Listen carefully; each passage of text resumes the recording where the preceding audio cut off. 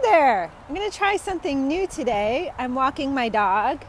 It's a gorgeous day and my body is not tolerating sitting right now, so here we are.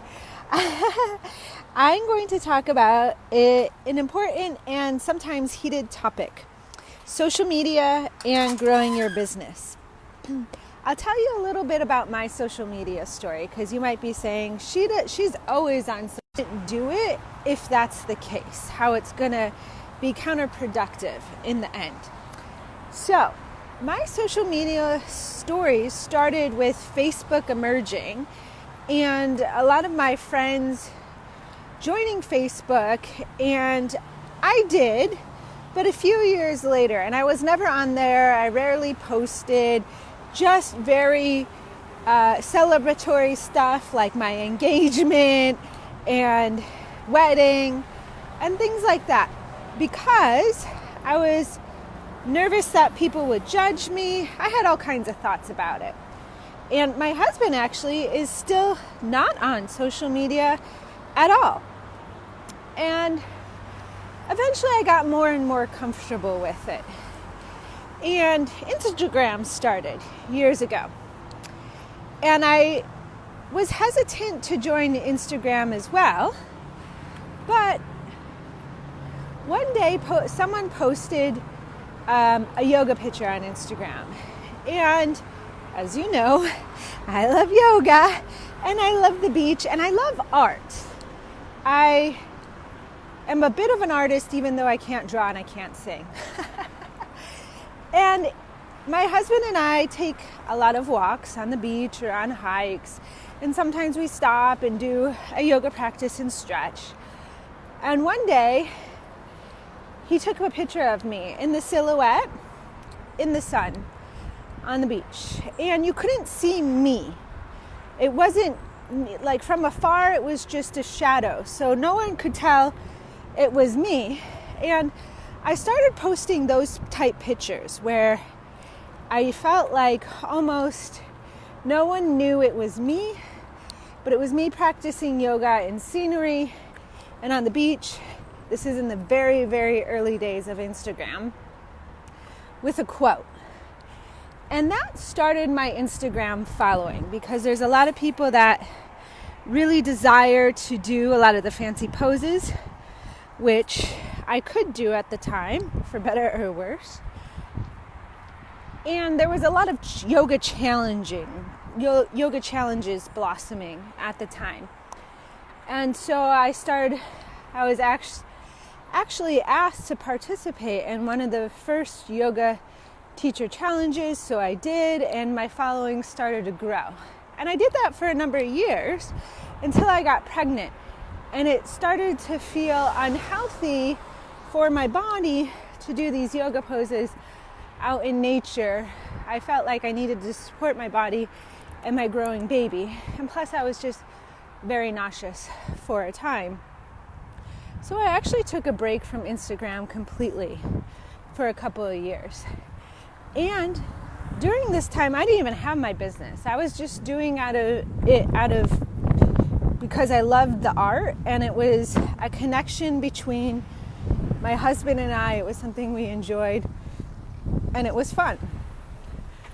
And so I did it till it wasn't. And that's the thing, right? I think sometimes there is this pressure or this thought that you have to do social media to grow.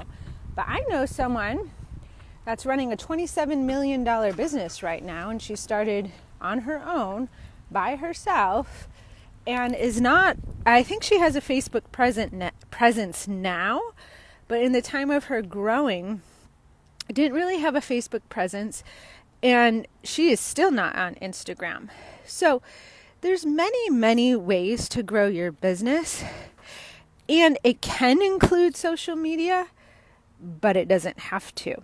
So the question to ask yourself is really, what lights you up? Because most importantly, to grow your business, you have to put yourself out there in a way where you're meeting people and have the ability to tell them what you do, right? You have to meet people and tell them what you do to get people to come to your classes, realize maybe you offer private sessions or your online program. If you're hiding in your house and not going on social media or not leaving your house, then people are just not going to be aware that you're available to help them. And so social media can be a very easy way to meet more people and get your message out there if it feels right to you.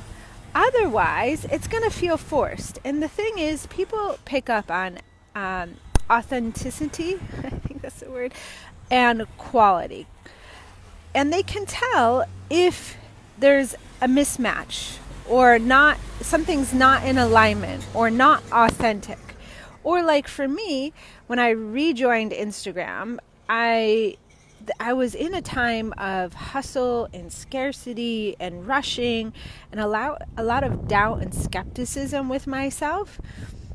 And my Instagram didn't take off again after coming back after 2 years the same way it took off initially, when my husband and I were just doing it out of the love and for the art of sharing something that we both love, nature and yoga and outdoors. And he is a very creative artist. And so that really taught me that it's not what I'm doing sometimes in terms of growing my business, but it's the energy behind it, right? So now I can do Facebook Lives, I can have a podcast, I write blogs, I share social media posts, I pretty much do all the things. In fact, sometimes I do too many things, which is another story. But what I always come back to, in fact, this is why this week, this Facebook Live is a little bit later in the week, because I wasn't ready to post yet. I was waiting for the right energy to post it. For me personally, it's a feeling of certainty and confidence that you need to hear this message. And I'm like, okay, I've got it. I'm going to deliver an inspiring message. And then I do it. If I don't have that feeling, then it comes out forced or stale or from a different energy, from a different place. So I've learned now through the years to wait for that before I post. And that's what makes social media for me sustainable and fun, actually. And when I post from this place, my posts, my lives, they get a lot more engagement than on the times where I just post to post, right? You know that. Come to my class or come to my workshop. But the ones that I say the message from the heart, those are the ones that get more engagement. So this is your message today, and then I got to take care of some business for my dog, is to notice what really lights you up. What are the ways that you enjoy interacting with people? Maybe it's just going to studios and teaching classes, and the studios will do the marketing for you. That's a really wonderful way, and I did that for a number of years, to get your name out there, to get exposed to a variety of people. Maybe you do love social media, so then you do social media. Or maybe you can go to network events or parties or other gatherings online or in person. There's many ways to go about it. In fact, I would love to hear from you. So what are your thoughts on all this? Comment below. And if I missed any comments while I was walking here, I'll cycle back later. But let me know your thoughts on social media. And what are some ways that you get your message out there on social media or not? So we can all learn and support each other. And just know that there is no one right way. You got to do it your way, right? And I have a few podcasts on this too, so you can always head over to the podcast and listen to that. In fact, episode 101 just came out. The struggle is real. So if any of you are having a tough week, that might be the podcast for you. Or of course, if you want to make your own plan in how to grow your business and get exposure and bring in more consistent revenue and have a sustainable business with a lifestyle you love, like you can take walks in the middle of the day like me, then just reach out to me. We'll do a free consult call. We'll figure out what's going on and get a plan together for you. All right, I'll see you on the map. Bye for now.